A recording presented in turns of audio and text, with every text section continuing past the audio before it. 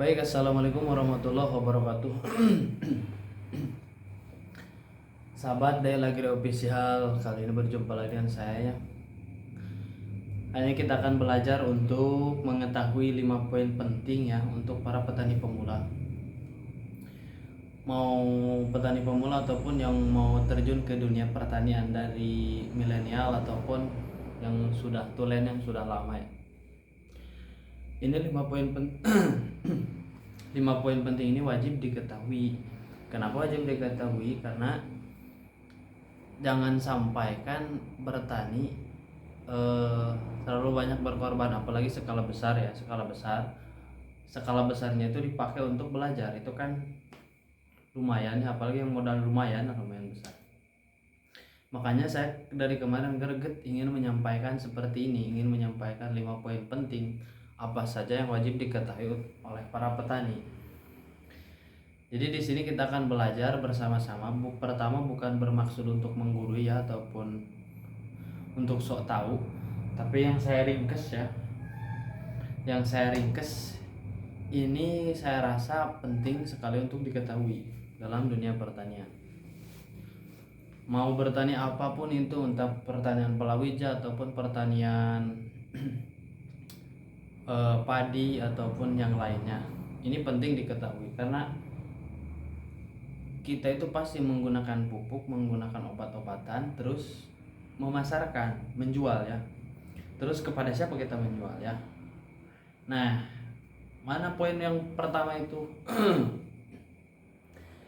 Poin yang pertama dari 5 poin yang penting itu, yang pertama wajib diketahui itu, pertama, sahabat perlu mengetahui tentang fase. Karena dalam tanaman itu ada 2 fase ya, ada fase vegetatif, ada fase generatif, ada fase pertumbuhan, ada pula fase pembungaan. Nah, masing-masing fase ini membutuhkan pupuk, membutuhkan nutrisi. Dari fase vegetatif dan fase generatif itu beda-beda. Makanya sahabat perlu mengetahui fase seperti ini.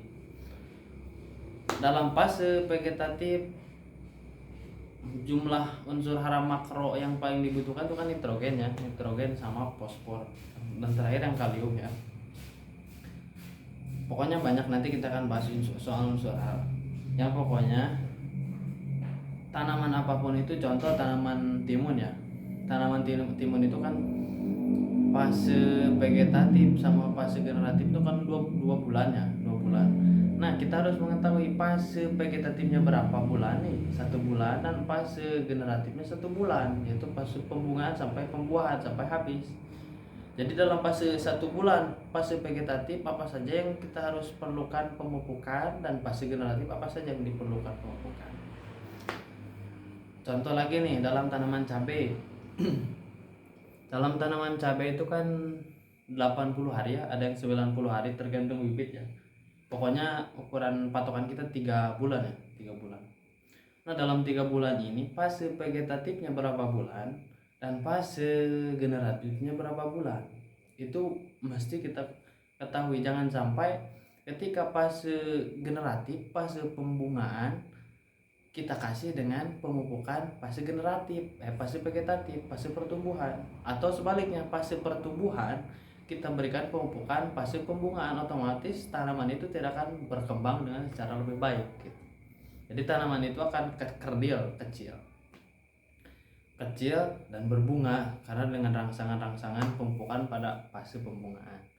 Nah, itu wajib diketahui ya oleh sahabat, fase vegetatif dan fase generatif. Nah, yang kedua yang sahabat wajib ketahui, ngerokok dulu, mengapa, adalah tentang unsur hara. Unsur hara yang dibutuhkan oleh tanaman, entah itu unsur hara makro ataupun unsur hara mikro. Nah, mana nih yang paling banyak dibutuhkan oleh tanaman? Yang pertama, unsur hara makro yang paling banyak dibutuhkan.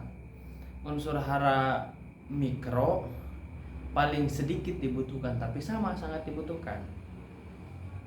Unsur hara makro seperti nitrogen, fosfor, kalium, magnesium, zinc, tembaga, terus dan lain-lain. Pokoknya kita harus tahu itu tuh.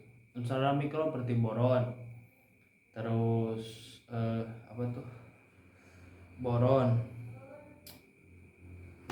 sulfur berang makro lah. Pokoknya itu saya juga lupa nih. Yang penting kita paham nih unsur hara makronya apa, unsur hara mikronya apa. Unsur hara makro yang paling dibutuhkan pada pasif vegetatif apa saja? Unsur hara mikro yang dibutuhkan pada pasif vegetatif apa saja? Pada pasif vegetatif pertumbuhan tuh kan. Nah, sebab nanti pasif generatif juga sama. Unsur hara makro apa yang dibutuhkan pada masa pembungaan? Mikro apa yang dibutuhkan pada masa pembungaan? Nah, itu wajib diketahui karena masih banyak petani yang kurang memahami tentang unsur hara ini. Jadi jangan salah paham, ini mau bertaninya organik, mau kimia itu sama. Organik maupun kimia itu sama. Karena yang kita hidupkan itu dalam tanah itu adalah mikroba. Yang kita hidupkan itu mikroba. Mikroba itu terus berkembang untuk menghidupkan tanah. Setelah tanah hidup, maka tanaman juga bisa hidup. Jangan kita beranggapan bahwa yang kita hidupkan itu tanaman. Bukan tanaman, tapi tanah. Makanya mau organik, mau kimia, kita perlu mengetahui nih unsur hara makro dan mikro ini. Minimal ada gambaran lah, jangan sampai kita polos ya, tidak mengetahui sama sekali. Itu yang kedua. Yang pertama tadi apa? Yang pertama tadi pasif vegetatif dan generatif. Yang kedua unsur hara. Yang ketiga udah dulu. Yang ketiga yang wajib sahabat ketahui itu adalah tentang pestisida. Mau pestisida nabati, mau biosaka, mau JPT itu benar perangsang ya. Mau apa saja pokoknya pestisida ini wajib diketahui. Karena tidak sedikit petani yang tidak mengetahui tentang pestisida. Contoh, tahu tentang hama nih. Ada hama, tapi tidak tahu jenis hamanya apa, berarti penyemprotannya apa. Makanya kita perlu mengetahui tentang pestisida ini ya. Contoh nih, ada pestisida jenisnya insektisida, ada fungisida, ada bakterisida, ada moluskisida, ada rodentisida dan lain sebagainya. Pokoknya ada 6 dan kalau diperinci ada 8 kalau nggak salah ya. Maaf kalau salah ya, pas mohon dikoreksi pokoknya. Contoh nih, hamanya itu jadi serangga. Kalau musim kemarau ini kebanyakan hama bukan virus. Nah, serangga ini berarti jenisnya insektisida. Berarti pestisida yang harus kita semprotkan ini pestisida jenis insektisida. Kita lihat lagi nih hamanya. Hamanya ada apa tidak ada? Kalau hamanya tidak ada tapi ada bekasnya, ini berarti hamanya yang berterbangan jauh. Berarti insektisida yang harus kita gunakan tuh insektisida yang racun pernapasan.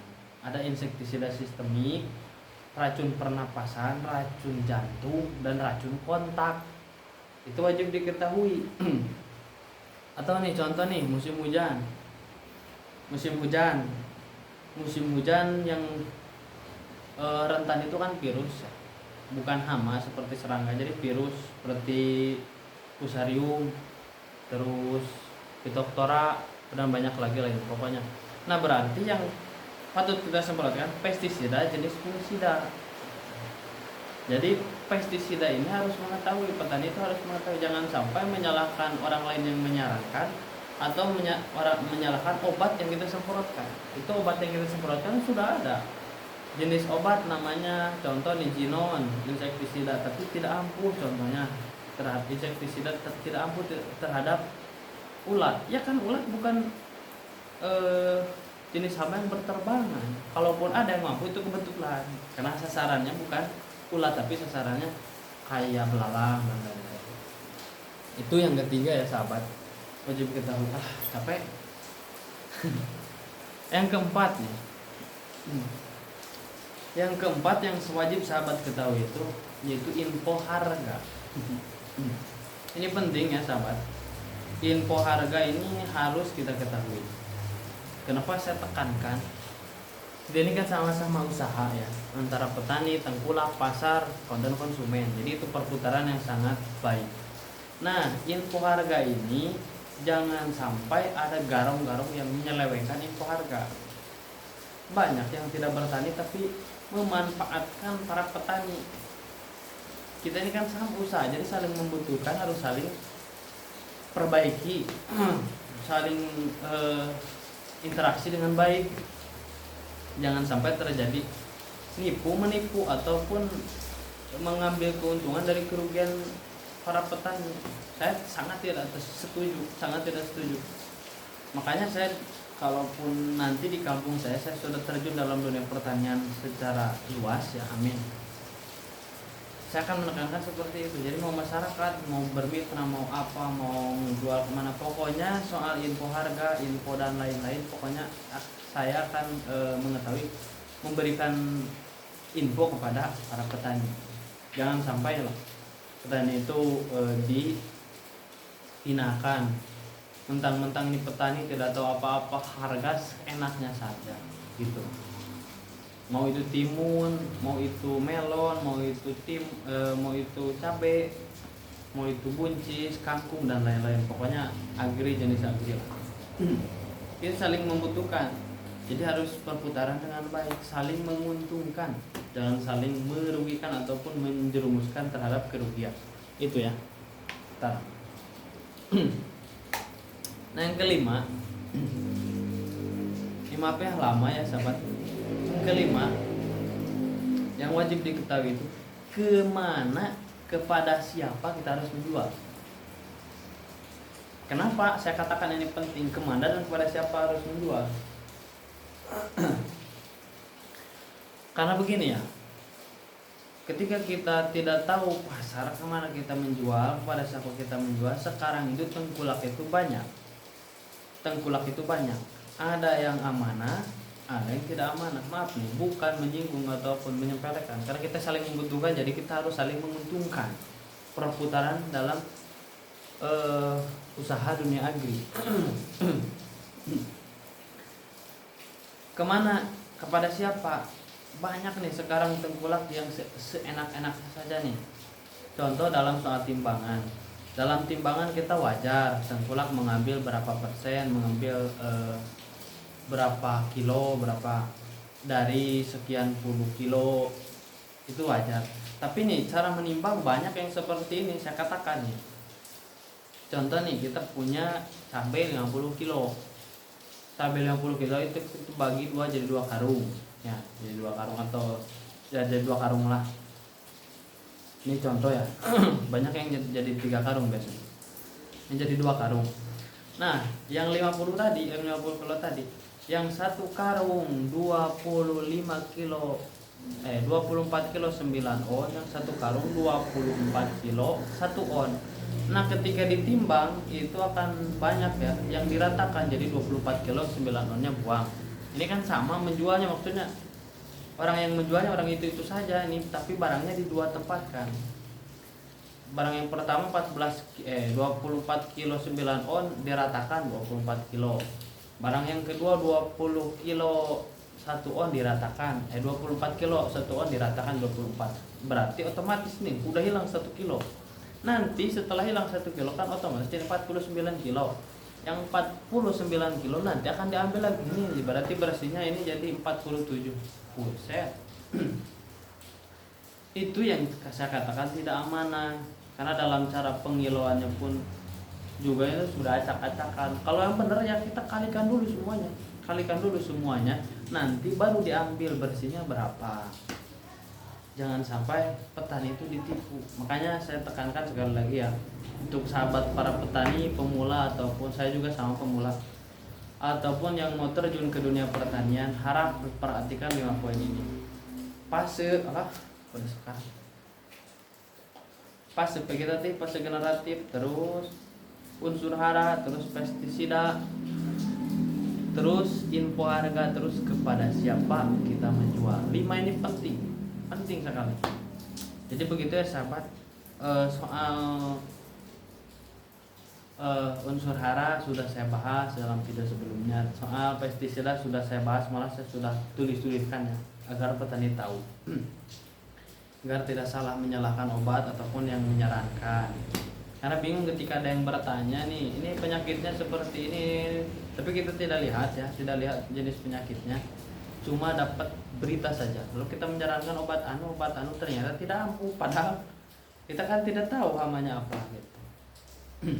Terus tadi fase vegetatif generatif itu paling pertama fase, kedua unsur hara, yang ketiga pestisida, yang keempat info harga, dan yang kelima yang wajib diketahui itu kepada siapa ataupun kemana kita harus menjual.